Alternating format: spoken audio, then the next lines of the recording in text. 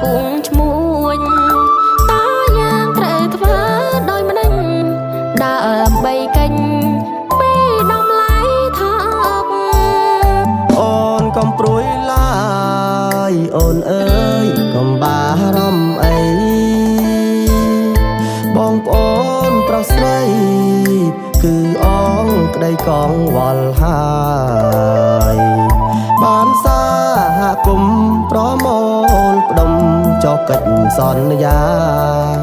លួងទិញតម្លៃថ្លៃណាស់លែងបញ្ហាចង់ថងសូមអរគុណបងអូនបងស្វែងរកយូរហើយអូនមិនកន្តើយបានចំឡាយប្រាប់ពីបងមិនថ្មីទេមាសមេកុំព្រួយកុំភ័យដំឡៃមិនចង់ថោកទេព្រោះគ្មានគេទំលាក់ដំឡៃចូលសហគមន៍ជួបជុំរួមសាមគ្គីគ្នាផុតទុក្ខវេទនាដោយសារលក់មាន់បានថ្លៃបើគ្មានសហគមន៍ធ្វើឲ្យរូបខ្ញុំលក់មិនបានថ្លៃឈ្មួញកណ្ដាលវាខូចណាស់វាដឹងច្បាស់ទីផ្សារ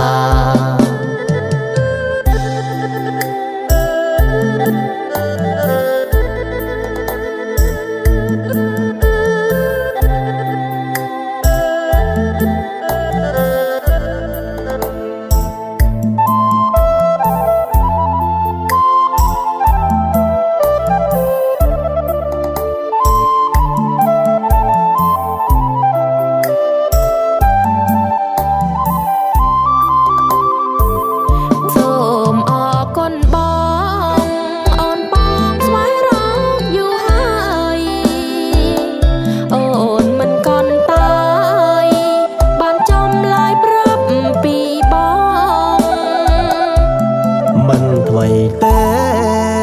មាសមេកុំព្រួយកុំភ័យដំឡៃមិនចង់ថោកទេព្រោះគ្មានគេទំលាក់ដំឡៃចូលសហគមន៍ជួបជុំរួមសាមគ្គីគ្នាផុតទុក្ខវេទនាដោយសារលក់មាន់បានថ្លៃបើគ្មានសហគមន៍ធ្វើឲ្យរូបខ្ញុំលក់មិនបានថ្លៃឈ្មួញកណ្ដាលវាខូចណាស់វាដឹងច្បាស់ទីផ្សារ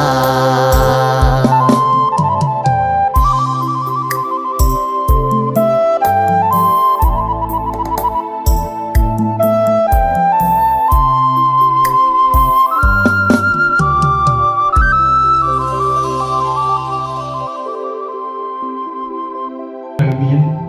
មធ្យោបាយដឹកជញ្ជូនអានេះគាត់មានបញ្ហាប្រឈមដែរចំពោះខ្ញុំបាទសូម